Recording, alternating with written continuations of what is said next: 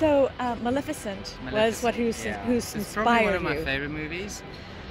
Not so much because of the story, although that's great too, but it's because of the garden. You know, it's such a beautiful garden within the movie itself. So it was for me a no-brainer to use this movie as to portray a garden. And I love it because it's all organic and it's all earthy. And Maleficent's home base basically is a morphing of wood. All the trees morph into her throne and into her living quarters basically. And that's what we're trying to portray here. So it's all the wood morphing into an outdoor space, living space. Water is very important in the movie. There's a lot of reflection. A lot of the story basically happens within the rivers or in ponds, reflection ponds, so we have that. Gardening, mainly whites, mauves, blues, and the trees. This took me forever to get. I came in October, going through thousands of orchards of trees to find 5 that look like protections of the forest in the movie. So they kind of look like them. Fantastic. Yeah. So that took a while. A lot of foxgloves. That's very prominent in the movie. It's very soft and happy. A lot of you can imagine the fairies flying through it. And grassy. My gardens, I love grass, so there will always be a big contingency of grass in my gardens. Not too bright colors. Like I said, it's all subtle and soft. Now tell me about this wood sculpture. Let's come over here so I can get you kind of in front of it. As I mentioned, it's the wood from the trees, surrounding trees in the area that morph into a seating area. That's the message we're portraying, or the theme we got from the movie.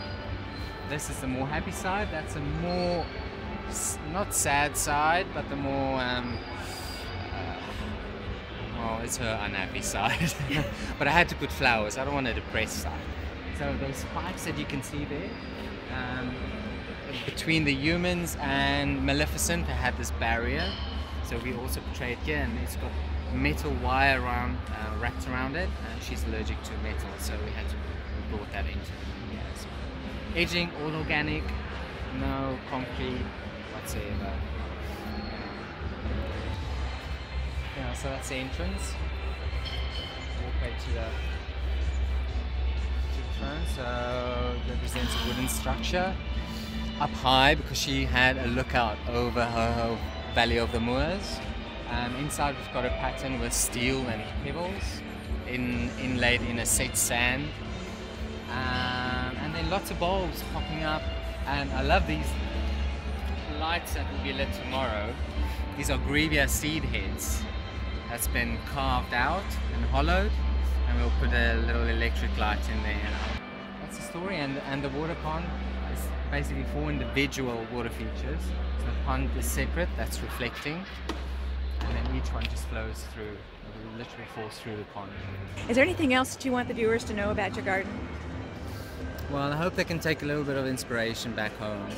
Just, it doesn't have to be everything, it's just a little tinge. It could be a plant, it could be a paving, could be an edging, it could be a water feature. Just something little. And the sculpture, who created this? The wood sculpture? Well, we created all of this. You did? Everything in this garden. Yeah. But we're a team though. Team. Well, we worked with Down End Landscaping in the US, so we worked very closely with them. And we arrived about 2 weeks early before the show, like I said, in the snow, to start carving, and so everything was done by hand. No machinery was used whatsoever. This is all carved by hand, this wood sculpture. Everything in the garden. This is amazing. For your very first one here in Philadelphia? First one in the US, yeah. And where else have you done shows? Oh, I've done plenty. Lots at Chelsea. Chelsea? Yeah, Ellerslie. We're going to Chaumont now after this one in France. We've done the Gardening World Cup 5 times. So we do a lot of shows all around the world.